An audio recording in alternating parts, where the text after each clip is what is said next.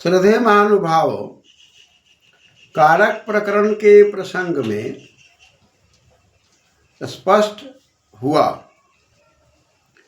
कि जब रोकना हो तो अपादान कारक, रोकना इष्ट है।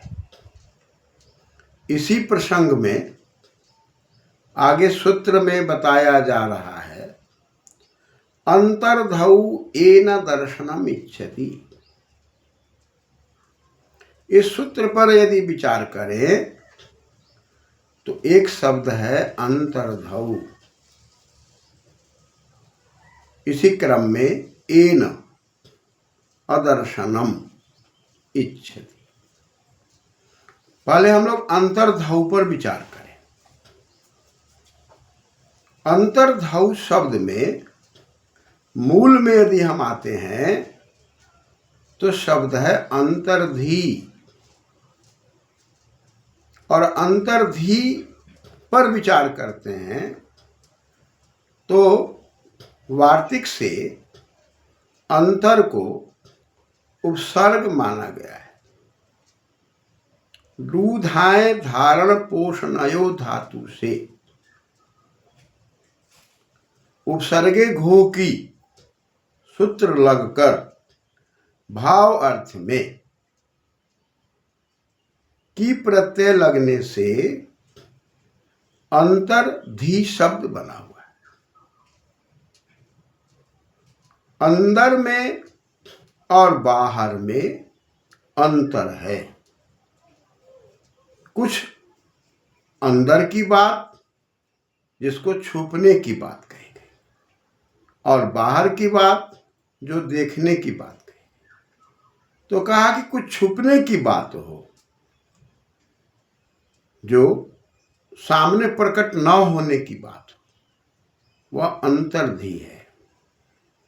और अब अंतर्धी में दूधाए धारण पोषणे धातु जो है, दाधा घोदाप सूत्र से घू संज्ञक है, और घू संज्ञक होने के कारण ही भाव में की प्रत्यय है, और की में अनुबंध लोप होकर ई है, और धकार में ई मिलकर धी बना हुआ है। तो अंतर्धी शब्द सप्तमी विभक्ति में जाने पर नी प्रत्यय लगेगा, और नी प्रत्यय में फिर अनुबंध लोप करने से ई होगा। वहां शेषो घी सखी से इसकी घी संज्ञा होगी, और घी संज्ञा होने से औदच्य घे अंतर्धी के ई को अ होगा, अंतर्ध। और इधर जो नी का ई है इसको औ होगा, अंतर्ध औ।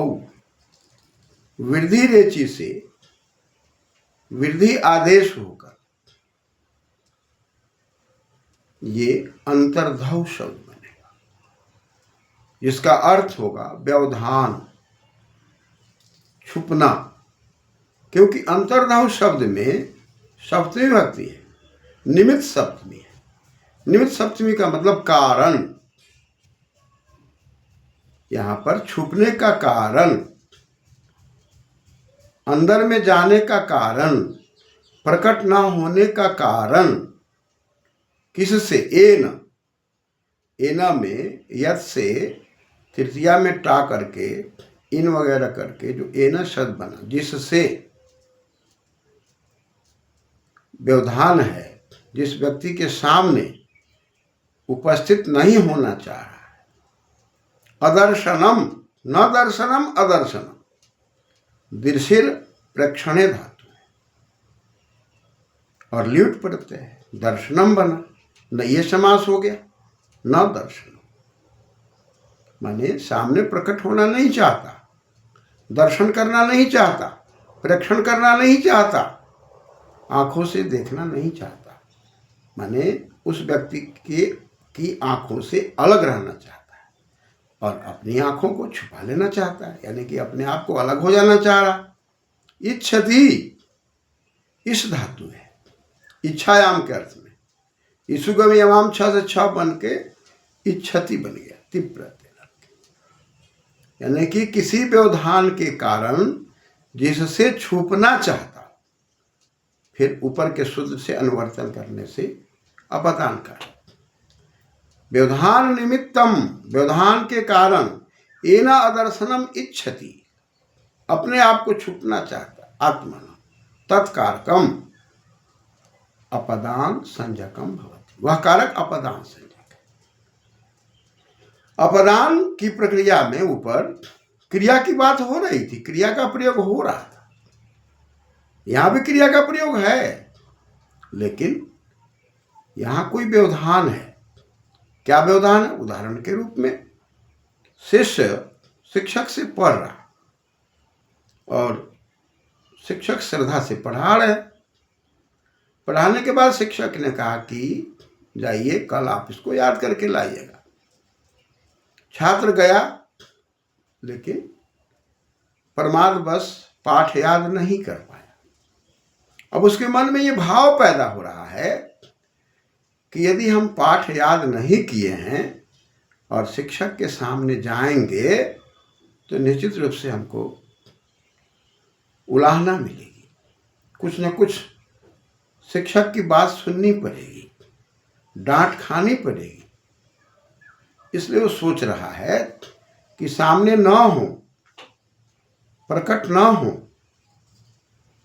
ये स्थिति पैदा हो रही है। ऐसी परिस्थिति में उसके मन में एक भय है, उसके मन में एक बात है कि मुझे उलाहना मिलेगी, अतः उलाहना निश्चित मिलेगी। ध्रुवम पाए पालन, ध्रुवता है यहाँ पर, निश्चितता उलाहना की, इसलिए वो छुपना चाह रहा है। ऐसी परिस्थिति यदि बनती है तो कहा कि अपादान कारक, और अपादान कारक में पंचमी, तो पूर्वत मान लीजिए शिक्षक शब्द है तो इसको अपादान कारक हो जाएगा, इससे छुप रहा है, शिष्य जो है छुप रहा है। तो शिक्षकात् शिष्य अंतर्धते, छुपता है व्यवधान के कारण, यानी कि उसको धारण करना नहीं चाहता, अंतर्मुखी हो जाना चाहता, अलग हो जाना चाहता है, उसके सामने प्रकट होना नहीं चाहता। ऐसी परिस्थिति में अंतर्धते का प्रयोग हो रहा है, और अंतर्धौ वहां पर सप्तमी का प्रयोग हो रहा है, यानी कि निमित्त है, कारण है, कोई ना कोई कारण है, और कारण यही है कि पाठ याद नहीं है। ऐसी परिस्थिति बन रही है। उपाध्याय पढ़ाते लिखाते हैं और उपाध्याय के सामने विद्यार्थी नहीं जाना चाहता, छुपना चाहता है, उसके लिए दूसरे शब्द का प्रयोग करते, निलीयते, उपाध्यायात निलीयते, या हम झलाम जसवंते से तकार को दकार कर दें तो उपाध्यायात निलीयते, उपाध्याय से छुपना चाहता है। कारण क्या है भाई? कारण स्पष्ट है, पाठ याद नहीं करना। तो ऐसी परिस्थिति में ध्रुवता तो है कि भाई अंदर में कहीं ना कहीं उलाहना मिलेगी। तो यह ध्रुवता क्रिया के कारण, काम न करने के कारण, और उसमें निमित्त हो गया, व्यवधान हो गया। ऐसी परिस्थिति में अपादान कारक की बात कही जा रही है। लेकिन यदि हम दूसरा उदाहरण लेते हैं, चोरात निलीयते, चोर से छुपता है। तो चोर से क्यों छुपता है भाई? चोर से छुपने का कारण यही होगा कि उसके अंदर भय हो सकता है कि भाई चोर के हाथ में कुछ है जो मार देगा। तो यहां भी भय हो रहा है, लेकिन यहां के भय में वहां के भय में अंतर है कि वहां पाठ याद नहीं है, यानी कि जिस चीज से उसकी प्रगति हो रही थी वो नहीं है। तो यहां वहां में अंतर हो गया। पुनः हम कहते हैं कि चुरान दिदृक्षते, चुरान न दिदृक्षते, चोर को देखने की इच्छा करता है, चोर को नहीं देखने की इच्छा करता है। यहां चोर के प्रति घृणा की भावना है, यहां चोर से अंदर में घृणा का कार्य कर रहा है कि भाई यह गलत कार्य करता है, उसको देखना, उसको प्रकट होना, सामने आना ठीक नहीं है। वहां चोर के कर्म में गड़बड़ी है, देखने वाले में गड़बड़ी नहीं है। तो ऐसी परिस्थिति में यहां चोर शब्द में अपादान नहीं होगा। चोर को नहीं देखना चाहता है, चोर को देखना चाहता है, वहां पर कहीं ना कहीं चोर के अंदर कर्म में गड़बड़ी है, देखने वाले में गड़बड़ी नहीं है। लेकिन यहां शिक्षक से छुपना चाहता है, यहां शिक्षक में गड़बड़ी नहीं है, छुपने वाले में गड़बड़ी है कि उसका अध्ययन बढ़िया नहीं है। उसी प्रकार से चोर से छुपता है। यहां जो छुपने की बात कही जा रही है ये कर्ता की विवक्षा है। क्यों छुप रहा है भाई? इसलिए उसको भय हो गया कि मारा जाएगा, निश्चित रूप से दुर्बलता हो गई मार खाने की, नष्ट हो जाने की। अतः यहां पर कर्ता के अंदर बात आ रही है। अतः जो व्यक्ति अपने अंदर में जो भाव प्रकट कर रहा है वहां छुपना है। शिष्य के अंदर भाव पैदा हो रहा है या व्यक्ति के अंदर ये भाव पैदा हो रहा है कि भाई चोर से हमको भय होगा। अतः चोरात निलीयते, चोर से वो डरता है, उसके अंदर डर का भाव है, छुपना चाहता है क्योंकि मार देगा, पिटा जाएंगे, जान नहीं बचेगी, यहां दुर्बलता है। लेकिन चोर को नहीं देखना चाहता है या चोर को देखना चाहता है या देखने की इच्छा करता है, इसमें चोर के अंदर गड़बड़ी है। इस व्यक्ति के अंदर न देखने का घृणा का भाव है, लेकिन चोर का वहां कर्म है।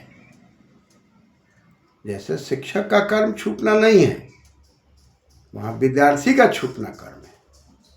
अतः जिसके अंदर वो कर्म पैदा होगा उसके अंदर अपादान कारक नहीं होगा। अतः चोर को नहीं देखना चाहता है या न चाहने वाला जो है वो करता है, उसके अंदर कोई अपराध का भाव नहीं है, लेकिन भय है। और अपराधी कौन है? चोर। अतः इसमें अपादान कारक नहीं होगा। लेकिन शिक्षकात् निलीयते कहते हैं या शिक्षकात् तिरो भवति कहते हैं, तो हमारे अंदर में, शिष्य के अंदर में वो भाव है कि वहां जाने के बाद उलाहना होगी। अतः व्यक्तिगत उलाहना यदि हो रही है और जिस व्यक्ति से हो रही है, जिस व्यक्ति से भय बना हुआ है, जिस व्यक्ति से छुपने का कारण बना हुआ है, जिस व्यक्ति से भय का कारण बना हुआ है, जिस व्यक्ति से डांट का कारण बना हुआ है, जिस व्यक्ति से जान जाने की बात बनी हुई है, तो उस व्यक्ति के अंदर तो वह नहीं है। यदि उस व्यक्ति के अंदर अपराध नहीं है तब उसमें अपादान कारक है। लेकिन चोर अपराधी है, लेकिन अपराधी होने के बाद भी घृणा की भावना कहाँ है, भय की भावना कहाँ है? जिस व्यक्ति में है वहां नहीं है। अतः व्यवधान हमारे अंदर है, तो जो व्यवधान पैदा कर रहा है उसमें अपादान, और व्यवधान का कारण डांट फटकार है या जान से मार देने का भय। अपराधी है, अपराधी के कारण हमको भय हो रहा है, तो अंतर्धव ये न दर्शनम इच्छति, कोई व्यवधान है तो अपादान कारक हो रहा है। लेकिन जिस व्यक्ति से व्यवधान है उस व्यक्ति में अपराध है, उस व्यक्ति में गड़बड़ी है, तब वहां पर अपादान कारक नहीं हो रहा है। वहां हो जा रहा है चोरम दिदृक्षते या न दिदृक्षते, चोर को नहीं देखना चाहिए। ऐसी परिस्थिति में द्वितीय विभक्ति हो रही है, क्योंकि हमारे अंदर व्यवधान का भय कारण जो कुछ भी है वह मेरे अंदर है, चोर के अंदर नहीं है। तो चोर के अंदर यदि है तब तो द्वितीय, और नहीं है तब पंचमी। यानी कि इसमें समझने की बात यही है कि किसी व्यवधान के कारण, किसी परेशानी के कारण हम किसी व्यक्ति से अलग हट रहे हैं, तो जिस व्यक्ति से हट रहे हैं उसमें अपादान कारक हो रहा है। लेकिन वहाँ उसका कर्म फल है, और उस कर्म फल के कारण हम उसको नहीं देखना चाहते हैं, वहाँ हमको देखने की इच्छा नहीं हो रही है, दिदृक्षते, देखने की इच्छा नहीं हो रही है, तो ऐसी परिस्थिति में कर्म होगा। लेकिन हमको व्यवधान दिखाई पड़ता है, कुछ परेशानी है और वो परेशानी निश्चित है, तब हमारे में परेशानी है, तब हम जिससे परेशानी है उसमें अपादान कारक करते हैं। अतः उपाध्यायात निलीयते उपाध्यायात अंतर्धते, इस प्रकार की संभावनाएं व्यक्त हो रही है। इसलिए यहाँ पर अंतर्धव एन दर्शनम इच्छति, व्यवधान के कारण जिस व्यक्ति से छुपना चाहता हो तो अपादान कारक, और उसमें पंचमी विभक्ति की बात आती है, और पंचमी विभक्ति आकर के ngसी को आत होकर के शिक्षकार्थ की बात कही जा रही है। धन्यवाद।